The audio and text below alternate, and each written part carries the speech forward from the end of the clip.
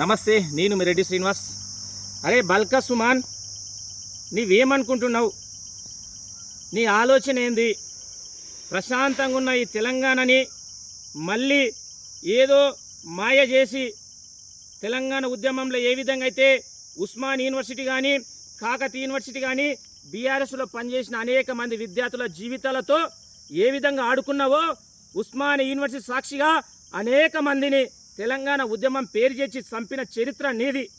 దాన్నే మళ్ళీ ప్లే చేయాలని కేటీఆర్ గారి సారథ్యంలో దాన్ని ఇంప్లిమెంట్ చేసే ఆలోచనలో మీరున్నారు.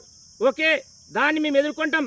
కానీ అమాయకులైనటువంటి సింగరేణి కార్మికులను అడ్డం పెట్టుకొని వాళ్ళని ఉద్దేశించి ఈరోజు వాళ్ళని తగులబెట్టండి, జిఎం ఆఫీస్ని తగులబెట్టండి, కాదనుకుంటే ఏదైతే రైలు పట్టాలను మొత్తం ఇరగొట్టండి అని చెప్పడం అనేది నిజంగా సిగ్గుసేటు. అరే దళితుడా, ఇంత ప్రత్యక్షంగా ఒక ఎంపీగా మాజీ ఎంపీగా పనిచేసినావు, ఒక మాజీ ఎమ్మెల్యేగా పనిచేసినావు, ఒక ప్రభుత్వ విప్పుగా పనిచేసినావు, మాట్లాడడానికి సిగ్గుండాలే.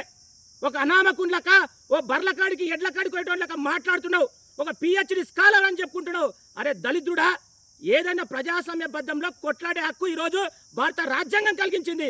దాని ప్రకారం కొట్లాడండి అని చెప్పాలి.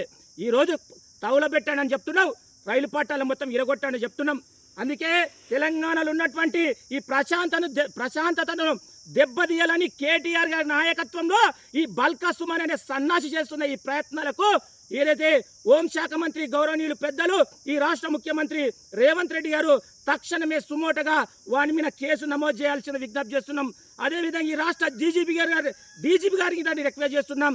ఇలాంటి అసాంఘిక శక్తులను తక్షణమే వీరికి మందియకపోతే ఇది వ్యాపించి ఒక వ్యాధిలా వ్యాపించి తెలంగాణలో ఒక అశాంతిని క్రియేట్ చేస్తుంది. కాబట్టి తక్షణమే బాల్కా సుమాన్ ఖాన్ మీద ఈరోజు అనేక సెక్షన్లు క్రోడీకరించి తక్షణమే ఎఫ్ఐఆర్ ఫైల్ చేసి వారిని అరెస్ట్ చేయాల్సిందిగా పోలీస్ శాఖకు, అదేవిధంగా రాష్ట్ర ముఖ్యమంత్రి రేవంత్ రెడ్డి గారికి, డిప్యూటీ ముఖ్యమంత్రి బట్టి విక్రమార్క గారికి రిక్వెస్ట్ చేస్తున్నాం.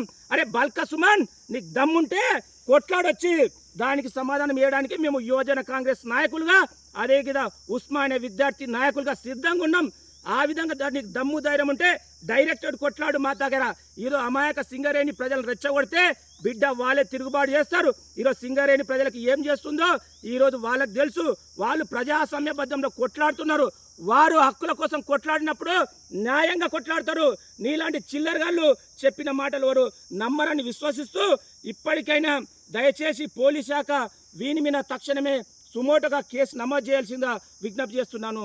జై కాంగ్రెస్, జై రేవంత్ అన్న, జై జై కాంగ్రెస్.